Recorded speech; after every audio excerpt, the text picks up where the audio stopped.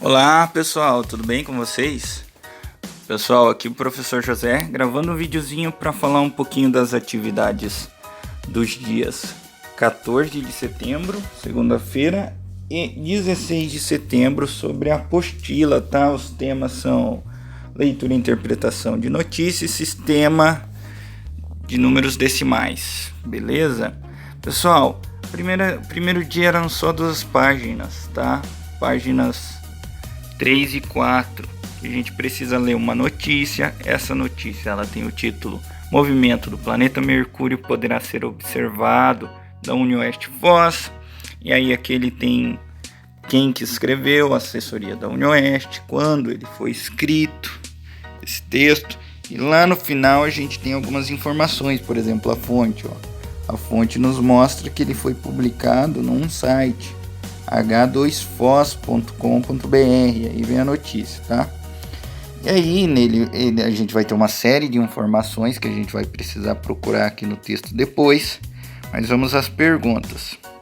Pessoal, pergunta 1 quer saber o seguinte: leia novamente a notícia: movimento do planeta Mercúrio poderá ser observado da Unioeste Foz e complete o quadro. O quadro nos indaga o seguinte, nos pergunta: quem produziu a notícia? Quando foi produzida? Por que foi produzida? Por que essa terceira pergunta aqui quer saber qual que é o objetivo da notícia? A notícia, de um modo geral, ela sempre informa, né, pessoal? Ela informa o que aqui nesse caso? Qual que é o assunto da notícia, pessoal? Onde aconteceu o fato? Quando aconteceu o fato? E a notícia circulou em que veículo? Onde essa notícia pode ser encontrada? E nós temos mais algumas perguntas aqui. O tema do texto é: os planetas que giram em torno do Sol, as estrelas e a sua Lua, o evento na Unioeste pela passagem do planeta Mercúrio em frente ao Sol, a prevenção que devemos ter ao olhar para o Sol.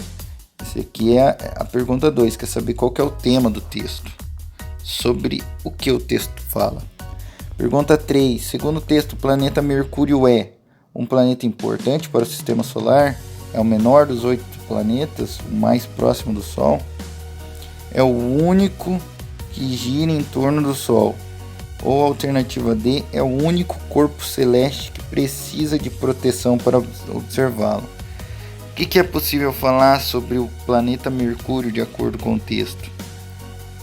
Pessoal, a pergunta 4, ela entra mais ou menos nessa linha. Ao ler o texto, quais informações sobre o planeta Mercúrio podemos obter? Depois que a gente lê o texto, o que você pode contar para o seu amigo, ou para sua mãe, ou para a família aí, sobre o planeta Mercúrio? Que informações a gente consegue tirar sobre esse planeta no texto? Questão 5. Quais os cuidados que se deve ter ao olhar esse fenômeno citado no texto? Quais são os cuidados, pessoal? Dá para observar? O fenômeno é a passagem, a transição do planeta Mercúrio em frente ao Sol. E aí a gente vai conseguir observá-lo. Mas a gente precisa ter alguns cuidados para observar esse fenômeno. Quais são? A questão 6 é o seguinte: no trecho, um fenômeno astronômico relativamente raro ocorrerá na próxima segunda-feira, 11 de novembro de 2019. A palavra destacada indica. Qual que é a palavra destacada? É a palavra raro. O que significa raro, pessoal? É a alternativa A, algo que acontece sempre. B, algo que não é comum. C, algo que acontece diariamente ou é algo popular? Pessoal, e aí a gente tem algumas curiosidades aqui, uma informação, na verdade, que nos ajudará a responder as perguntas 7 e 8, que diz respeito aos verbos. Os verbos, eles estão aí para representar as ações, os acontecimentos, ou o estado, ou o fenômeno da natureza. E a partir deles a gente consegue tirar a ideia de passado, presente ou futuro dos acontecimentos. E aí a questão 7 nos apresenta esse trecho. Na ocasião, o planeta Mercúrio passará em frente ao Sol e poderá ser visto em Foz do Iguaçu com o telescópio especializado instalado no campus da Unioeste. Os verbos destacados indicam que, olha lá, o planeta Mercúrio passará em frente ao Sol e poderá ser visto. Isso indica que o fenômeno já aconteceu, ele já foi, ele irá acontecer, é futuro, ou ele está acontecendo, é presente. Os verbos ali destacados, eles dão qual a ideia que eles passam. Aí a gente assinala a alternativa, tá? Observe a frase. Na ocasião, o planeta Mercúrio passará em frente ao Sol e poderá ser visto em Foz do Iguaçu. A questão é que a gente reescreva essa frase, pessoal, transformando ela no passado. Como que vai ficar? Essa é a questão 8. Pessoal, e aí na página seguinte começa as atividades do dia 16. Aí tem mais uma perguntinha no trecho. Ele possui graduação em Física. Está se referindo esse ele a quem? Ao fenômeno astronômico, à UniOeste, ao planeta Mercúrio ou ao professor Daniel Iria Machado? Mais tranquilo, né? Aí nós temos mais um trecho, né? O trânsito de Mercúrio acontece cerca de 13 vezes por século. Essa palavra sublinhada, ela significa, que é a questão 10, ela significa 100 anos, 10 anos, 12 anos ou 50 anos. A questão 11 nos pergunta o seguinte: segundo o texto, outro fenômeno similar voltará a se realizar somente em 2032. Se estamos no ano de 2020, quanto tempo falta para isso ocorrer? Pessoal, vai acontecer em 2032 e a gente está em 2020.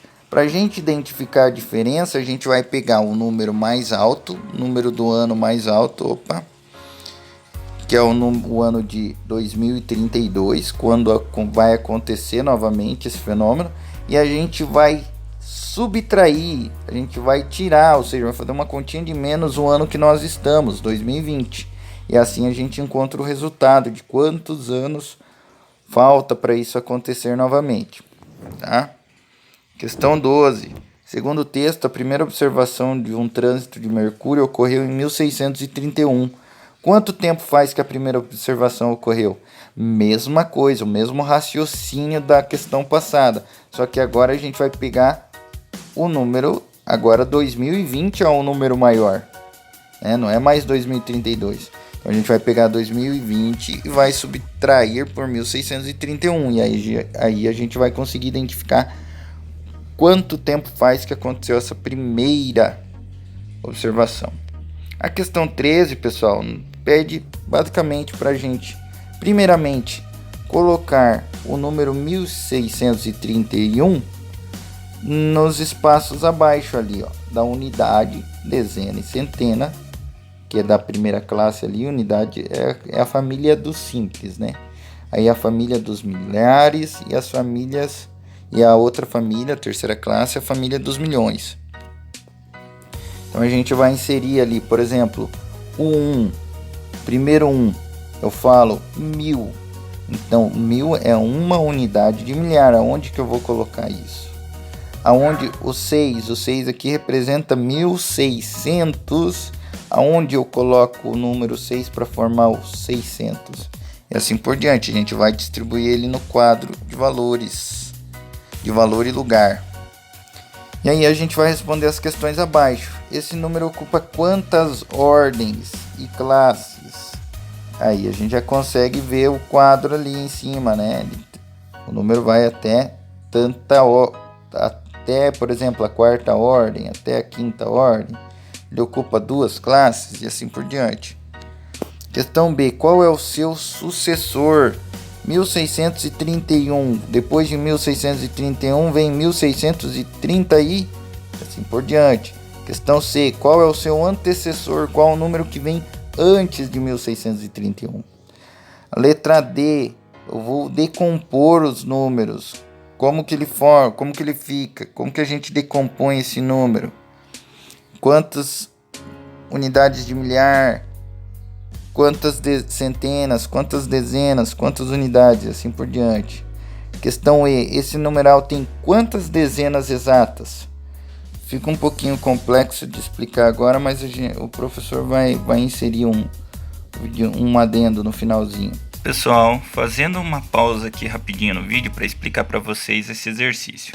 Como que a gente identifica o número de dezenas presentes dentro de um número? A gente sabe que alguns números eles podem ter unidade, centena, dezena, né? Aquilo que a gente já estuda bastante em sala de aula.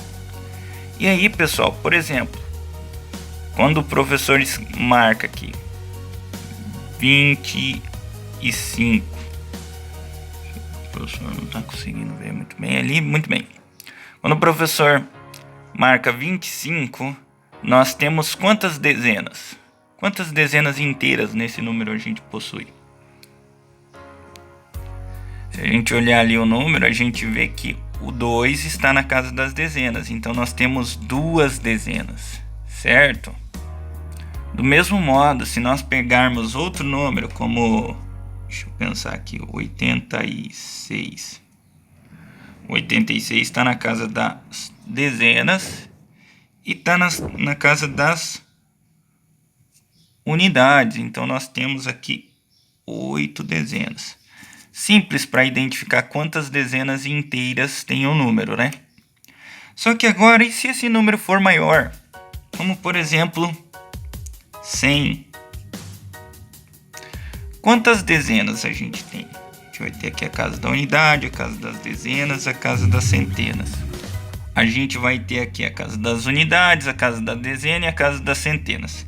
Veja, na casa das dezenas tem 0, mas a gente não tem apenas 0 dezenas. O número 100, ele guarda muito mais, ele guarda mais do que 0, né? Vocês concordam comigo que o 100 é maior que 90? Então, se 90 são 9 dezenas, 100 tem 10 dezenas. Como que a gente pode identificar isso? Circulando a partir da dezena. Tá bom? Vamos tentar com outro número. Veja lá, o número 415.